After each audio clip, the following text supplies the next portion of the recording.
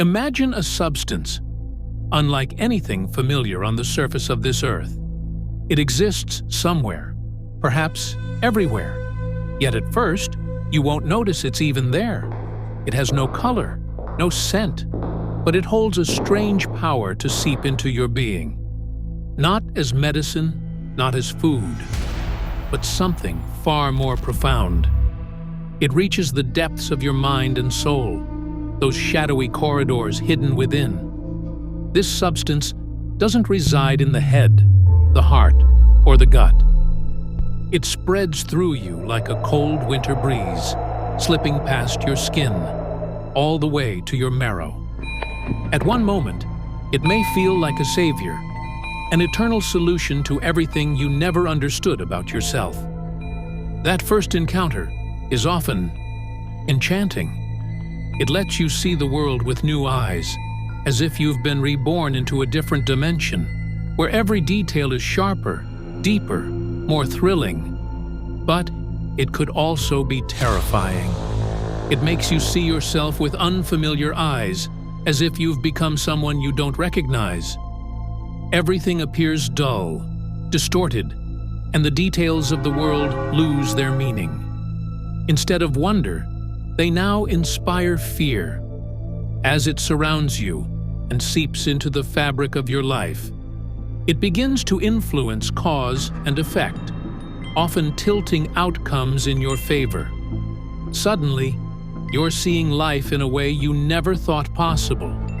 In other words, it lifts you from your current material and intellectual state to a deeper level of thinking about everything.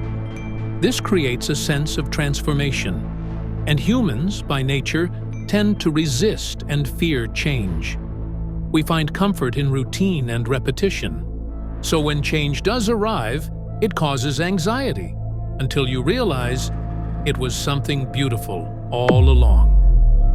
To make this clearer, let's take an example. You're someone deeply committed to your work, constantly active, always producing. Then, you try something new that makes your mind whisper, take a break. You stop doing anything. You find yourself enjoying stillness, thinking, walking, reconnecting with your family. Then you look back at your work and feel guilty. But here comes the shock.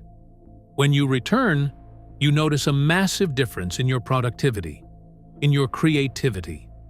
Suddenly, the benefit spills into every area of your life. You realize you've found a powerful remedy, the poison in the honey.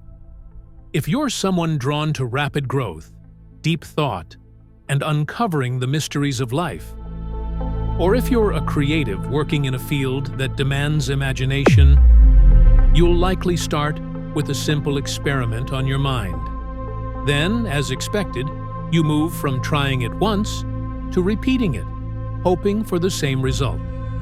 On this journey, you'll get attached to objects, emotions, beliefs. You'll start watering the seeds of those ideas, building walls around them, not even realizing you're trapping yourself. All of this revolves around consuming a certain substance. And the more you consume it, the more it begins to reshape your world. Like magic. Now, you're in the middle of the game. A game designed to make you feel powerful, when in fact, you're being gently and quietly pulled toward an invisible abyss. Over time, your mind begins to see things more clearly. You start noticing the mistakes you've left behind, the time wasted chasing illusions. Mentally, you're awakening.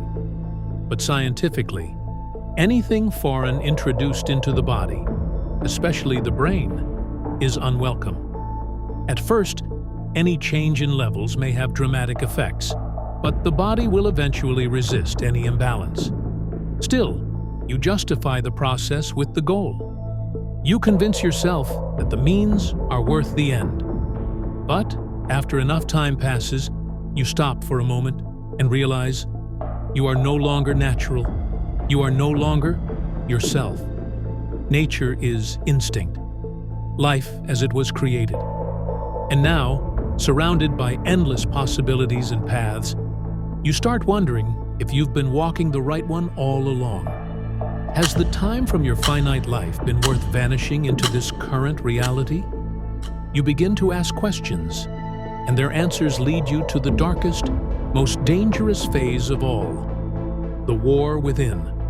The battle, real and brutal, is now between you and your own mind, your soul, your body.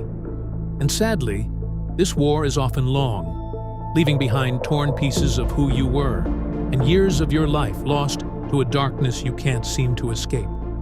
Your real conflict becomes what you want versus what you know you need.